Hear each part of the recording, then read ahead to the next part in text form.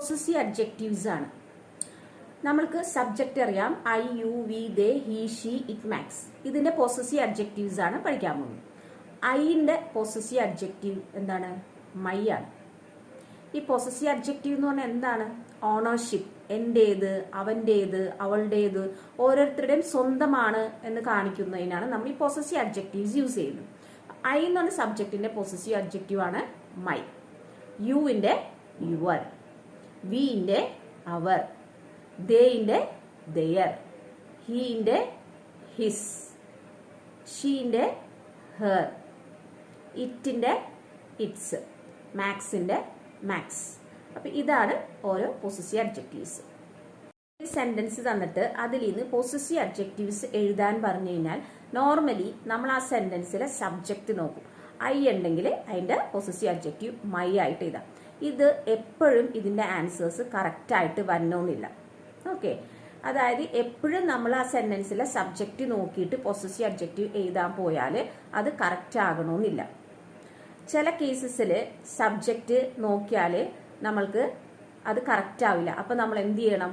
നമ്മൾ ആ ക്വസ്റ്റിനോട്, ആ സെന്റൻസിനോട് ഹൂസ് എന്ന് ചോദിക്കണം, ആരുടെ.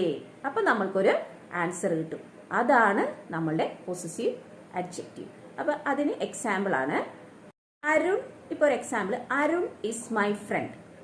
ഡാഷ്, ഒരു ഡാഷ് ആണ്, അവിടെയാണ് നമ്മൾ ഈ പൊസസീവ് അഡ്ജക്റ്റീവ് എഴുതേണ്ടത്. Dash car is red.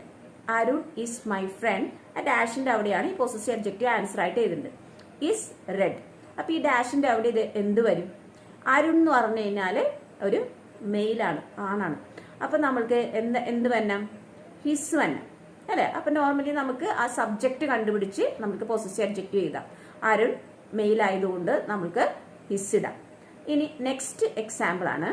Next, the dog is barking. Dash tail is long. Okay, the dog is barking.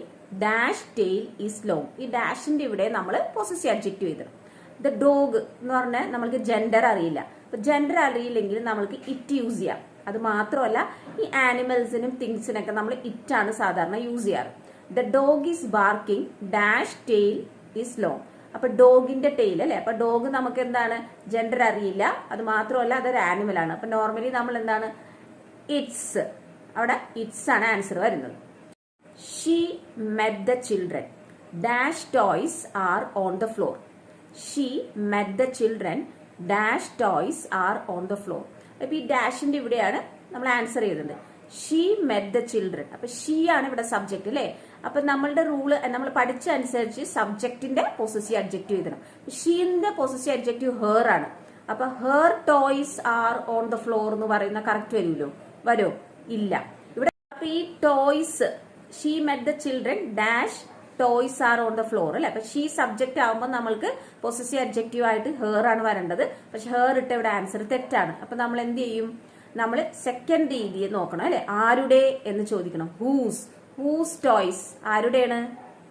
Children അല്ലെ? ചിൽഡ്രൻസ് ടോയ്സ് ആണ്.